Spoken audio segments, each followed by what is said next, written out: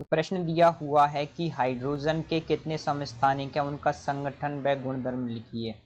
तो हमें यहाँ पर सबसे पहले बताने हैं कि हाइड्रोजन के समस्थानिक कितने हैं और उसके बाद में उनका संगठन बताना है, फिर उसके बाद में उनके गुणधर्म बताने हैं।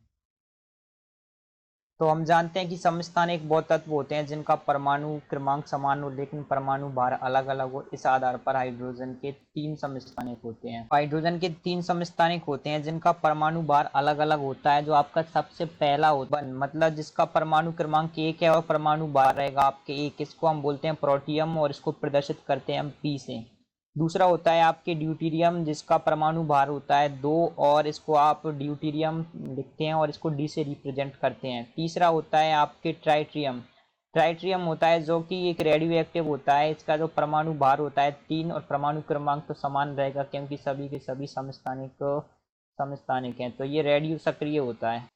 अब हम इनका संगठन देखेंगे, इनका संगठन किस तरीके का होता है। सबसे पहले देखेंगे प्रोटियम।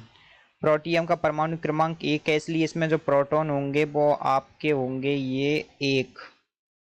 इसका जो परमाणु भार है वो 1 है, इसीलिए इसमें न्यूट्रॉन बिल्कुल नहीं पाए जाते हैं। इसमें न्यूट्रॉन होंगे आपके 0। और इसमें इलेक्ट्रॉन तो हम जानते हैं, इसमें इलेक्ट्रॉन होंगे 1। दूसरे नंबर पर आता है ड्यूटेरियम। इसका परमाणु क्रमांक 1 है, तो इसलिए इसमें प्रोटॉन इसमें भी 1 होगा। इसमें न्यूट्रॉन होगा आपके 1 और इसमें इलेक्ट्रॉन होगा 1। तीसरे नंबर पर आता है आपके ट्राइट्रियम। ट्राइट्रियम में आपके जो प्रोटॉन है 1, न्यूट्रॉन होंगे 2 और इलेक्ट्रॉन होगा 1।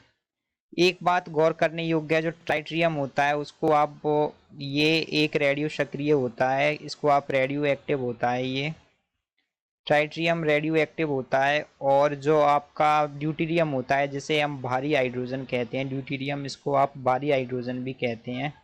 ये इसके गुणधर्म हो जाएंगे। थर्ड पॉइंट आ जाएंगे इसके गुणधर्म। सबसे पहले हम इनके गुणधर्म देखेंगे। पहला पॉइंट, जो नॉर्मल हाइड्रोजन होता है उसको हम बोलते हैं प्रोटियम। और प्रोटियम आता है आपके जो जनरल हाइड्रोजन होता है उसकी तरह रिएक्शन करता है। प्रोटियम होता है आपके जो 1H1 होता है, ये जनरल हाइड्रोजन होता है। और जो 1H2 होता है जिसे आप ड्यूटेरियम कहते हैं, इसको हम भारी हाइड्रोजन कहते हैं। और इसके द्वारा जो जल बनता है उसे हम भारी जल कहते हैं। और जो भारी जल काम आता है आपके परमाणु रिएक्टर में काम आता है। और जो तीसरा होता है आपके 1H3 जिसे आप ट्राइट्रियम कहते हैं। ट्राइट्रियम एक रेडियो एक्टिव हाइड्रोजन होता है जो कि तत्व रेडियो एक्टिव होता है, जो कि अस्थायी होता है और ये बहुत ही कम मात्रा में पाया जाता है। जनरली जो हम हाइड्रोजन हमको मिलती है वो होती है 1H1 होती है।